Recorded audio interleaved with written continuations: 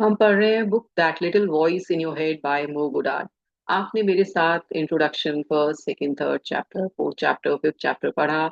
हम fifth chapter को हमने हाफ आधा पढ़ा था, जिसमें हमने लेफ्ट ब्रेन और राइट ब्रेन के बारे में जाना कि लेफ्ट ब्रेन हमारी लॉजिकल थिंकिंग पर होता है। जो मैस्कुलिन साइड है वो हमारा लेफ्ट ब्रेन है, और राइट ब्रेन हमारा फेमिनिन साइड है, जिसमें कंपैशन, जिसमें एम्पैथी, जिसमें क्रिएटिविटी, वो सब होता है। और उधर की तरफ हमारा कंपैशन दोनों में है।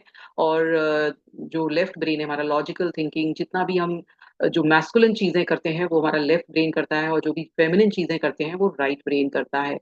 उन्होंने बहुत अच्छी तरह से हमें ये इसके बारे में इंट्रोड्यूस किया कि लेफ्ट ब्रेन का जो है हमें कम यूज करना चाहिए या बैलेंस करना चाहिए राइट और जो लेफ्ट ब्रेन है। लेकिन हम क्या कर रहे हैं, क्योंकि हमारी सोसाइटी ने बता दिया है कि हमें पैसा कमाना है, हमें अपनी लाइवलीहुड को देखना है, तो मेल जो स्पेशली मेल है वो अपनी मैस्कुलिन साइड पर ज्यादा ध्यान देते हैं।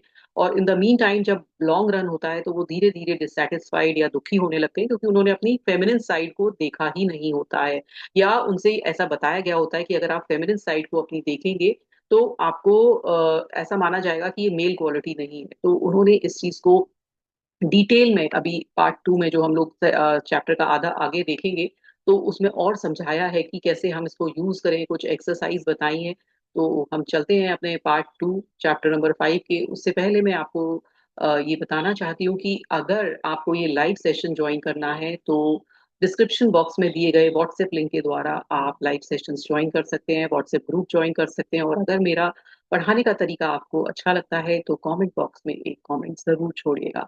तो आइए चलते हैं चैप्टर नंबर 5 के सेकेंड पार्ट पर।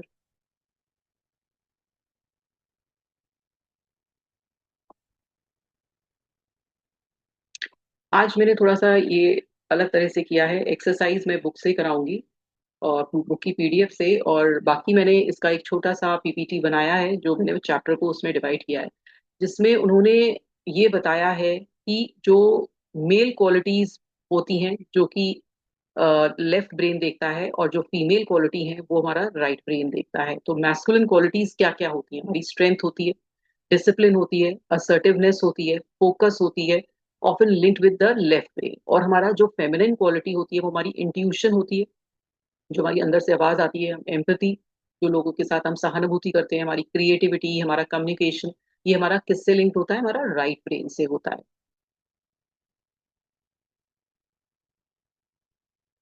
अब उन्होंने बोला कि ऑथर ने बोला कि हम क्या करते हैं कि जेंडर स्पेसिफिक कर देते हैं कि ये अगर मेल पर्सन है तो उसमें मैस्कुलिन क्वालिटीज ज्यादा होनी चाहिए, अगर ये फीमेल है तो उसमें फेमिनाइन क्वालिटीज ज्यादा होनी चाहिए, क्योंकि ऐसा सोसाइटी ने हमें बता दिया। लेकिन वो बोल रहे हैं कि हर इंसान में दोनों होते हैं। ऐसा नहीं है कि फीमेल में फेमिनाइन ज्यादा है या मैस्कुलाइन ज्यादा है, क्योंकि उसको ऐसा बताया, उसकी जो मैस्कुलिन क्वालिटी है उसको दबा दिया गया, तो वो फीमेल की फीमेल क्वालिटी ज्यादा, राइट ब्रेन ज्यादा काम करने लगता है, क्योंकि उसको ऐसा बताया। ये हमारा न्यूरोप्लास्टिसिटी होती है कि हम जिस चीज को यूज करना चाहे, जिस क्वालिटी को हम यूज करना चाहें, चाहे हम हमारी मैस्कुलिन हो चाहे हमारी फेमिनिन हो, हम विद टाइम उसको डेवलप कर सकते हैं, उसको इनहेंस कर सकते हैं। तो सेम हमें ये बता दिया, ऐसे मेल्स को ये बता दिया गया कि आपको इस तरह से ही एक्ट करना है, लॉजिकली एक्ट करना है, आपको काम करने जाना है, आप ये फीमेल वाली जो क्वालिटीज हैं उनको मत अपनाइए, क्योंकि आप इससे आपका डाउनफॉल होगा। तो हमने मेल्स ने यही मान लिया। अब वो बोल रहे हैं कि ये कॉमन है, ये कोई बायोलॉजिकल डिफरेंशिएशन नहीं था, ये हमने सोसाइटी ने डिफरेंशिएशन कर दिया कि ये मेल क्वालिटी है, फीमेल क्वालिटी है। लेकिन हमारा ब्रेन सबका, चाहे वो मेल का है चाहे फीमेल का है, वो दोनों लेफ्ट राइट ब्रेन दोनों लेकर आए हैं। ऐसा नहीं है कि फीमेल सिर्फ राइट लेकर आई है और मेल सिर्फ लेफ्ट लेकर आया है। अब उन्होंने कहा कि जो 17 ह्यूमन क्वालिटीज हैं वो क्या है। वो कहते हैं कि जो फेमिनिन में है वो है intuition, resilience, inclusion, creativity, empathy, awareness, passion, communication. और उन्होंने 17 छांट ली, है ना, और वो हमें बता रहे हैं। और मैस्कुलिन लेफ्ट साइड में क्या है? Compassion, discipline, responsibility, action oriented, courage, focus, strength, linear thinking और असर्टिवनेस। अब उन्होंने कहा कि ऐसा कुछ नहीं है कि ये क्वालिटी अच्छी है या ये क्वालिटी बैड है। लेकिन कब परेशानी आती है? जब हम एक ही चीज को, मतलब अगर हम मैस्कुलिन साइड को ही ज्यादा यूज करें, है ना, या फिर हम अपनी फेमिनिन साइड को भी ज्यादा यूज करें, तो कहीं ना कहीं डिसबैलेंस होने लगेगा। तो वो कहते कह रहे हैं कि जब हम दोनों चीजों को एक साथ करेंगे, बैलेंस में करेंगे, हो सकता है 60-40 का रेशियो हो सकता है या 70-30 का करें, लेकिन ऐसा नहीं कि आप सिर्फ 90% आप इक्वालिटी कर रहे हो, 10% दूसरे ब्रेन की कर रहे हो, तो वहां पर डिसबैलेंस होने लगता है। और वो कह रहे हैं कि विद टाइम आप इन क्वालिटीज को अगर आपके अंदर नहीं है तो डेवलप भी कर सकते हो। अब वो बोल रहे हैं कि लीनियर थिंकिंग, जैसे कि एक ऑर्गेनाइजेशन में स्टेप बाय स्टेप प्रोसेस होता है, जो कि मेल बहुत अच्छी तरह से मेल को बताया जाता है कि आप करें, आजकल फीमेल्स भी कर रही हैं कि आप वर्कशीट्स बनाइए, फिर प्लानिंग करिए, फिर आगे बढ़िए, फिर अपना टास्क बनाइए, फिर आगे करके लीनियर थिंकिंग से आप कर रहे हैं। अब वो बोल रहे हैं कि अगर आप सारा टाइम इस पर ही रिलाई करते रहेंगे कि सिर्फ लीनियर थिंकिंग से ही अपनी लाइफ को भी चला रहे हैं, कि अपने घर पे को भी वही तरीके से कर रहे हैं, प्लानिंग और ये सब कर करके कर रहे हैं, घर घर भी उस तरह से चल रहा है, तो आप क्या करेंगे, एक रिजिड आपका प्लान बनने लगेगा और आपके अंदर रिजिडिटी आने लगेगी कि ऐसे ही चलता है भाई, हर चीज की प्लानिंग होगी, हर चीज से ऐसे ही चलेगा। और वहीं आपने क्या किया, अपनी जो फेमिनिन क्वालिटी है उसको सप्रेस कर दिया, जहां पर आपकी कुछ गट कह रही है, कुछ आपको बोल रहे हैं कि चलो फ्री छोड़ दो, एकदम डिसीजन ले लो, कोई बात नहीं है, तो आपने उसको छोड़ दिया, जो फेमिनिन क्वालिटी हो। ऐसे ही जब फेमिनिन क्वालिटी होती है हमारी इंट्यूशन, जो हमारी गट फीलिंग कह रही है, और आपने सिर्फ उस पर ही रिलाई किया कि सारा टाइम आप गट फीलिंग के बारे में सोच रहे हो कि भाई मेरे तो इंट्यूशन ये कह रहा है मुझे यही करना चाहिए, मतलब आपने कोई प्लानिंग नहीं करी, सीधे जाकर कर दिया, तो वो भी अगर आप ज्यादा करोगे तो वो भी गड़बड़ करेगा। तो हमें लीनियर थिंकिंग भी, जैसे अगर मेल की क्वालिटी ले रहे हैं तो वो भी करनी है, और कभी कभी इंट्यूशन की भी माननी है, तो हमें दोनों तरह से काम करना है, तब वो बैलेंस बनेगा। तो ओवर किसी का भी बेकार होता है। अब वो बोल रहे हैं कि जो हमारा स्लाइडिंग स्केल है, मतलब जैसे अगर हम मैं बोलूं कि आपको एक ग्रे शेड, एक शेड कार्ड में निकाल के दीजिए, तो आप देखोगे कि ग्रे के भी ना कुछ डार्क ग्रे है, लाइट ग्रे है, तरह तरह के कलर्स होंगे, जो ग्रे में भी बहुत सारे होंगे। The author talks about categorizing colour just as there is not only black and white but countless shades in between, human qualities also exist in infinite variation। ऐसे ही वो बोल रहे हैं कि जैसे कि शेड्स डिफरेंट हैं, एक ब्लैक और व्हाइट के बीच में आप तरह तरह से, किसी में थोड़ा सा ज्यादा ब्लैक मिला दिया, किसी में थोड़ा और ज्यादा मिला दिया और मिला दिया, किसी में व्हाइट ज्यादा मिक्स कर दिया, तो इतने सारे शेड कार्ड में वो ग्रे के भी शेड बन जाते हैं ब्लैक और व्हाइट के बीच में। ऐसे ही ह्यूमन क्वालिटीज है जिसमें वेरिएशन है, किसी में फेमिनाइन ज्यादा है, किसी में मैस्कुलाइन ज्यादा है, किसी में मैस्कुलिन की क्वालिटी बहुत ज्यादा है और किसी में फेमिनाइन की बहुत ज्यादा है, फिर उसमें भी मिक्स है कि किसी में 60-30 है, किसी में 40-30 है, किसी में मतलब सॉरी 70-30 है, तो ये सबकी अपनी अपनी क्वालिटीज हैं और अपना अपना मिक्स है। लेकिन वो बोल रहे हैं कि ठीक है हमारा ये मिक्स है, लेकिन हमें ध्यान देना चाहिए कि एक्चुअल में क्या मुझे हैप्पीनेस मिल रही है इस मिक्स से। एंड ऑफ द डे मेरा हैप्पीनेस रेशियो क्या है, कि मुझे अगर मेल क्वालिटीज लेकर और लेफ्ट ब्रेन को ज्यादा यूज कर कर मैं अगर खुश हूं तो वेल एंड गुड, बहुत अच्छी बात है। अगर मेरे को कहीं अनहैप्पीनेस मिल रही है, जो उन्होंने मोह गुडार्ड ने इसमें समझाने की कोशिश करी है कि अगर आप जब मेल साइड आप ज्यादा फोकस करते हो, तो अल्टीमेटली आप एक चक्रव्यूह में बंध जाते हो, जिसमें चले तो गए हो लेकिन निकल नहीं पा रहे हो, क्योंकि आप कहीं ना कहीं दुखी हो जाते हो, सारा टाइम काम कर रहे हो, सिर्फ आपका जो वर्क ओरिएंटेड आपका सिर्फ दिमाग है, आप फैमिली को टाइम नहीं दे रहे हो, आप परेशान हो रहे हो, तो वो चीज जो फेमिनिन क्वालिटी जो खो जाती है हमारे, जब राइट ब्रेन हम काम नहीं करते, तो वो चीज नहीं है। लेकिन हर इंसान अलग अलग अपनी अपनी क्वालिटीज में बना हुआ है, तो हर पर्सन अपना यूनिक है। तो उन्होंने एक एग्जाम्पल देकर समझाया है कि उन्होंने एक टाइम आया था कि बहुत साल पहले उन्होंने वो वेजिटेरियन में टर्न हो गए थे, उन्होंने मीट एग सब छोड़ दिया था, इवन मिल्क भी छोड़ दिया, लेकिन सिर्फ वो क्या खाते रहे, चीज और योगर्ट खाते रहे। तो सबने कहा कि भाई आपने मिल्क भी छोड़ दिया तो आप वीगन तो नहीं हुए, है ना, मिल्क छोड़ दिया लेकिन चीज और योगर्ट खा रहे हो तो वीगन तो नहीं है आप, तो आप क्या हो। तो वो कहते हैं कि मैंने अपना नाम दिया मोटेरियन, मतलब मेरा अपना है कि ठीक है मैं चीज और योगर्ट तो खाऊंगा, मिल्क नहीं पीऊंगा, एग नहीं खाऊंगा, मीट नहीं खाऊंगा, तो ये मोटेरियन मैंने अपना दिया। तो वो कह रहे हैं कि आप अपना देखो कि आप भी, ये नहीं है कि सोसाइटल प्रेशर है कि मैं यही करूंगा, इस तरह के लेवल में ही जाऊंगा।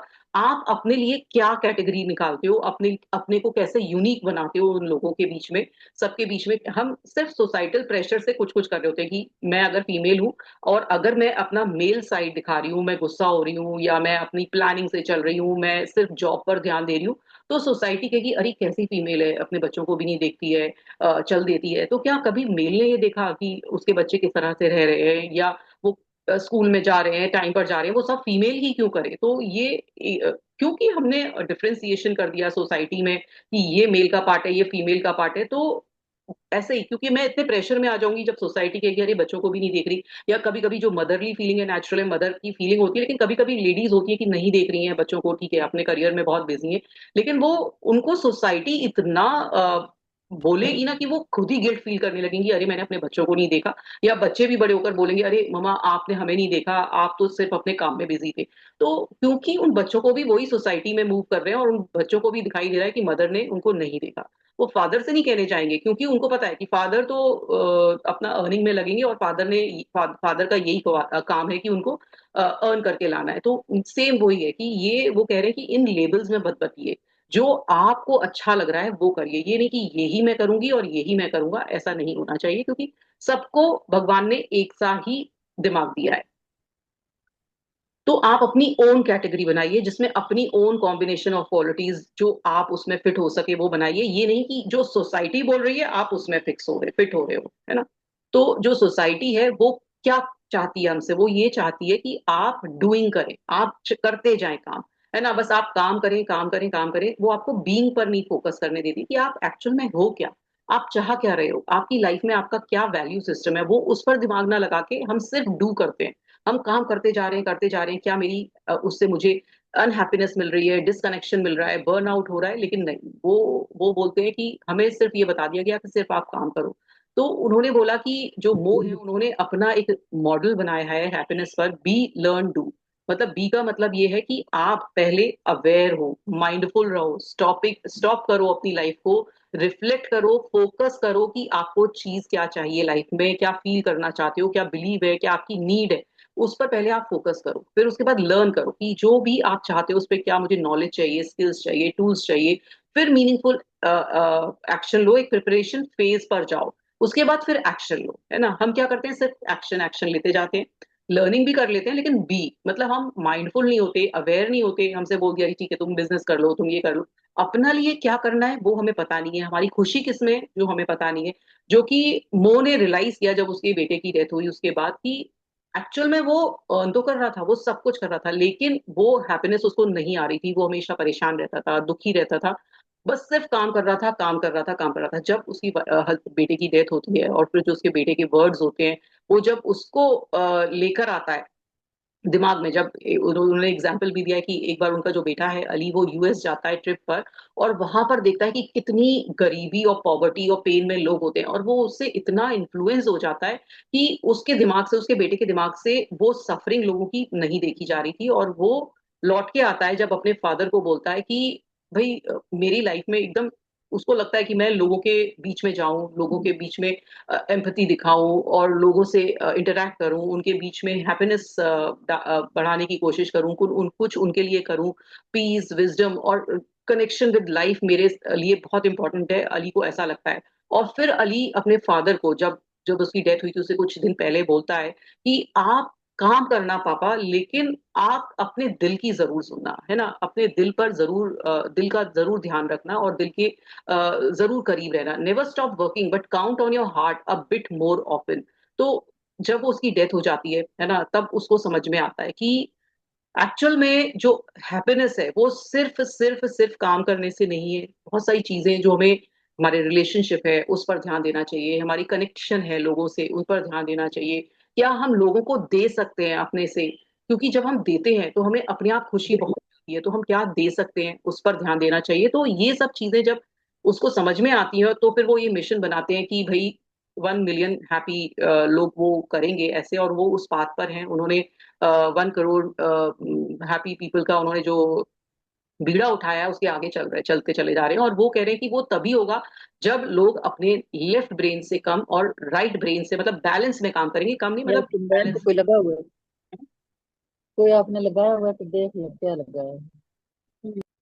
तो ये उन्होंने इसमें बताया कि आप पहले बीइंग पर ध्यान दीजिए। बीइंग मतलब कि आप क्या कर सकते हैं लाइफ में, है ना, क्या आपका मोटिव है क्या नहीं, वो उस पर उन्होंने ध्यान दिया है। तो उनकी लाइफ में जो टर्निंग पॉइंट आता है, जब उनको अली बताता है कि कैसे उनके परेशानी हुई थी, और जब वो यूएस गए और उन्होंने पॉवर्टी देखी, तो उनको वहां से कनेक्शन मिलता है और वहां से उनको लगता है कि लाइफ में लोगों को हैप्पीनेस पहुंचाना बहुत जरूरी है। और वो जो अली का मिशन अब वो कंप्लीट कर रहे हैं, जो उन्होंने अली ने सोचा था वो सोचने की ना, मुझे मेरा काम है इसको आगे लेकर जाना।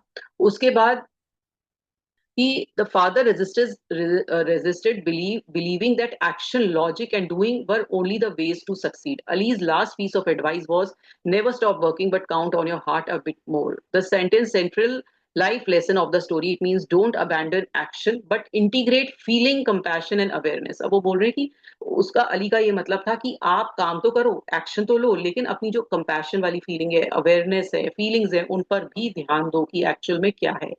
और फिर उन्होंने बोला कि जो जिल बोल्ट की, टेलर की, जो एक हमने पहले भी डिस्कस उन्होंने बताया था कि जब उनको एक्सीडेंट हुआ था जिल बोल्ट का, तो उनका राइट ब्रेन काम करने लगा था और वो बहुत खुश हो गई थी क्योंकि उनका लेफ्ट ब्रेन जो चैटर करता है, हमेशा बोलता रहता है, वो पॉज कर गया था। और फिर उनका राइट ब्रेन जब काम करा तो उसमें बी आता है। तो उन्होंने बोला बी में क्या करेंगे कि हम पहले अवेयर होंगे, पॉज करेंगे अपनी लाइफ में कि हमारा एक्चुअल में लाइफ का मोटिव क्या है, क्या मुझे आगे लेके चल रहा है, और सब तरफ से हम देखेंगे। Feel the emotion associated with it, understand its depth without rushing to solve it, note both facts and feelings. उसके बाद हम लर्न करेंगे, लर्निंग फेज में जाएंगे, जिसमें उस टॉपिक से एक्सप्लोर करेंगे, एडवाइस लेंगे, एक्सपर्ट की रिसर्च करेंगे, लोगों से बात करेंगे, नए पर्सपेक्टिव देखेंगे, और stay in this phase until you have gathered enough insight. और फिर इसी फेज में रहेंगे जब तक मुझे पूरी तरह से पता नहीं चल जाएगा। उसके बाद हम डूइंग पर जाएंगे कि हम मुझे करना क्या है। अब वो बोल रहे हैं कि अब आप सेल्फ अवेयरनेस एक्सरसाइज करिए कि आप किस साइड पर हैं, लेफ्ट ब्रेन पर है या राइट ब्रेन पर है। ये हम अभी एक्सरसाइज करेंगे। उसके बाद हम ग्रुप अवेयरनेस एक्सरसाइज करेंगे। उसके बाद हम रोल रिवर्सल एक्सरसाइज करेंगे कि हम डूअर हैं या बी हैं, मतलब हम बियर हैं, मतलब कि हम किस तरफ हैं। तो ज्यादा हमें डूअर भी नहीं बन रहा है, ज्यादा हमें बी भी नहीं बनना है कि हम बैठे बैठे सिर्फ सोच रहे हैं, प्लानिंग कर रहे हैं और कुछ डूइंग नहीं कर रहे हैं। तो हमें डू भी करना है, डूइंग भी करनी है, एक्शन भी लेने हैं और प्लानिंग भी करनी है। तो दोनों चीज बैलेंस में इधर भी होनी चाहिए। डिफिकल्टीज है ये ब्लैक में उन्होंने जो दिखाया है, वो उनकी लेफ्ट ब्रेन एक्टिविटी है और ये राइट ब्रेन एक्टिविटी है जो कि उन्होंने व्हाइट में दिखाया है। हम फर्स्ट एक्सरसाइज करेंगे कि आपको देखना है कि बैठ के सोचना है कि आप में क्या फेमिनिन क्वालिटी है, क्या आप अपनी इंट्यूशन पर ध्यान देते हो, क्या आप में रेजिलियंस है, क्या आप इंक्लूजन है, क्या आप में क्रिएटिविटी है, एम्पैथी है लोगों के लिए, अवेयरनेस है, पैशन है किसी चीज के लेकर, या आप में सिर्फ मैस्कुलिन क्वालिटी है, कंपैशन दोनों में आ रहा है, कम्युनिकेशन कर सकते हो आप लोगों से। फिर आपको दूसरी तरफ जो मैस्कुलिन क्वालिटी है वो है discipline, responsibility, action oriented, courage, focus, strength, linear thinking, assertiveness. तो आप में इसमें से कौन सा साइड है। अब वो बोल रहे हैं कि ये सबके पास ये बुक है और मैंने पीडीएफ शेयर किया ही है उसमें, तो आप लोग इसमें देखिए और लिखिए कि आपके पास, टिक करिए कि कौन कौन सी क्वालिटीज आपके अंदर ज्यादा है, क्या इंट्यूशन ज्यादा है या इंट्यूशन बैलेंस है, आप मानते हो अपने इंट्यूशन की, रेजिलियंस है, इंक्लूजन है, क्रिएटिविटी है, एम्पैथी है, अवेयरनेस है, पैशन है। इन द सेम वे ये जो फेमिनिन क्वालिटी है, इनमें से आपके अंदर क्या क्या है। और वो बोल रहे हैं कि ये बहुत इंपॉर्टेंट एक्सरसाइज है, इसमें आप अपने ऊपर रिट्रोस्पेक्ट कीजिए कि आपके अंदर कौन कौन सी क्वालिटीज है और कौन कौन सी आपके अंदर नहीं है। ये हमने इसमें इस बार आज छोटे में पढ़ लिया है, बी डू। और अब ये एक्सरसाइज करेंगे। Some people live on the being side while other are more on the doing side. It's important to be aware which side you are personally rely on. Each side of your brain produces different habits.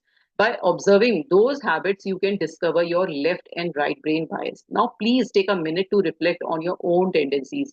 Do you tend to feel and share or reflect deeply associated with your fluctuating emotion wherever they take you? If so, you are living more in your feminine. You will find it easier to be but prepare for some challenges when it is time to। तो आप किस side है, वो बोल रहे हैं कि क्या आप बीइंग में है या डूअर में है। तो जो लोग ज्यादातर बीइंग में होंगे वो सिर्फ प्लानिंग और इन सब चीजों में लगे रहेंगे, और जो डूइंग में होंगे वो एक्शन ज्यादा लेते होंगे। तो ये भी आपको इसमें ध्यान देना है। अभी सोच के भी देखेंगे, हम बाद में डिस्कस करेंगे, पूछूंगी मैं कि कौन कौन किस साइड पर है। उसके बाद उन्होंने एक एक्सरसाइज और बताई है। Look at the image opposite and write down what you see. Take your time, at least a minute or two before they continue to read.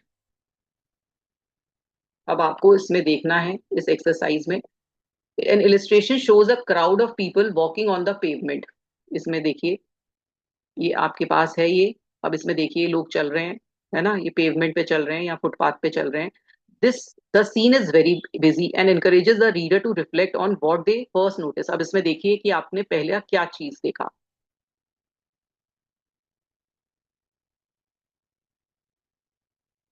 I hope सबने देख ली होगी और उसमें देखा होगा कि क्या चीज पहला देखा. अब इसका आंसर बता रहे हैं वो.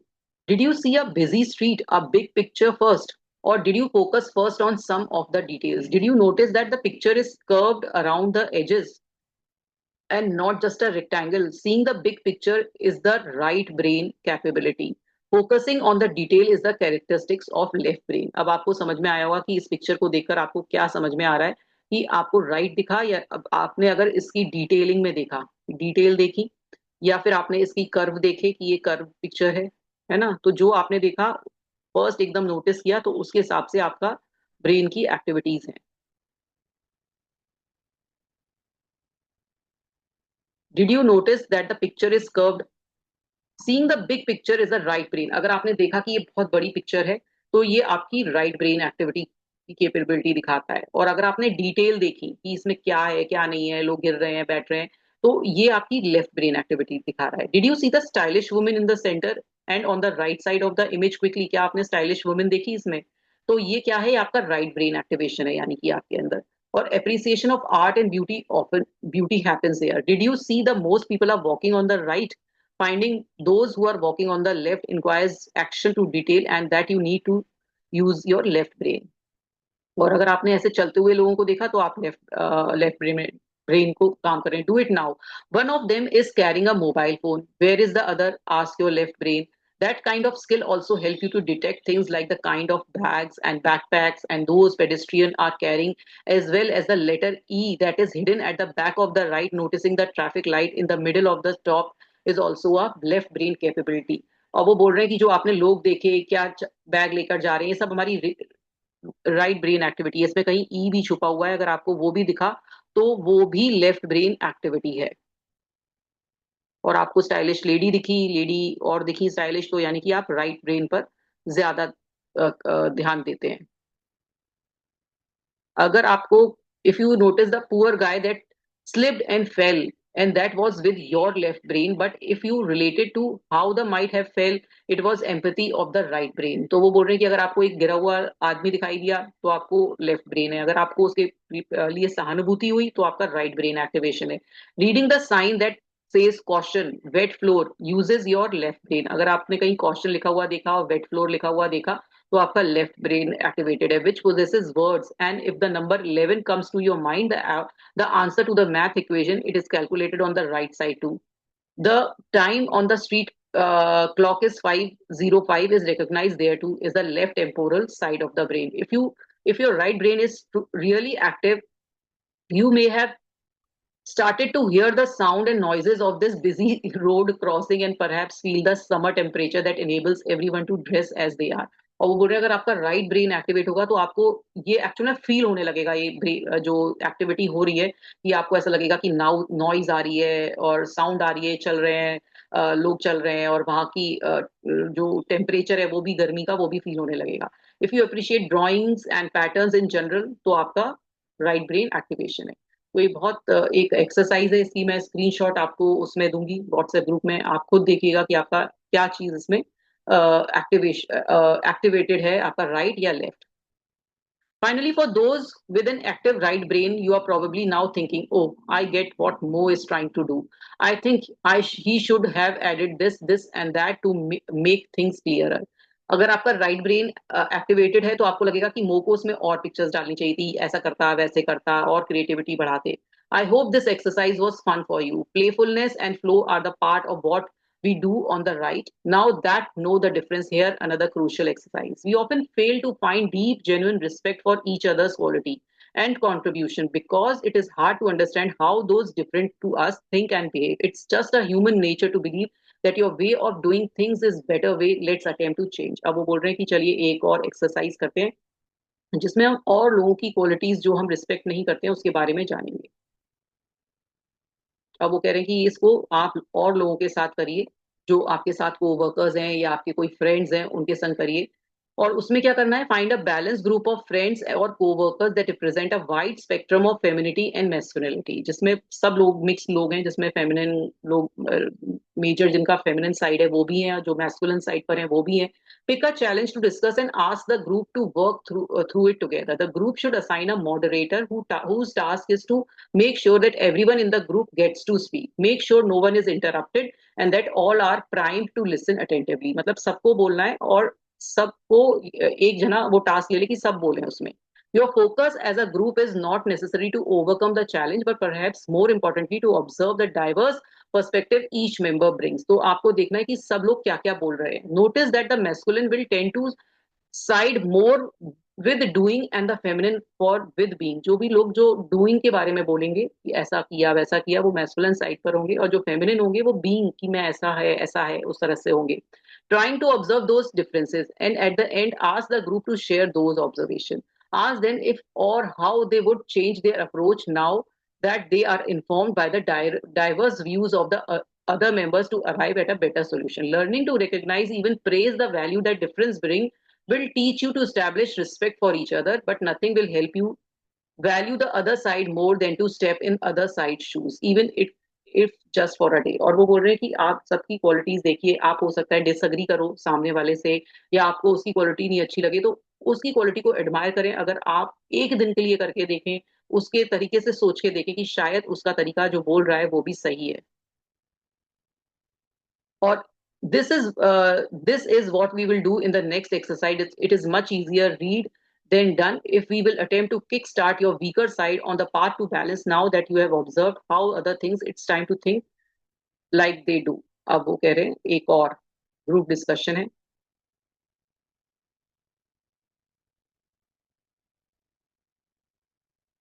अब वो बोल रहे हैं उसी ग्रुप के संग करें, और उसमें एस्टैब्लिशिंग रिस्पेक्ट एक्सरसाइज है कि कैसे हम एक दूसरे की रिस्पेक्ट को रिस्पेक्ट करें. उसमें क्या करना है, if you tend to consider taking a seat of the other and start your answer with, if I were to get out of my comfort zone I would address the challenge this way. और वो बोल रहे हैं कि ये question आप लीजिए और सब बोल के देखिए.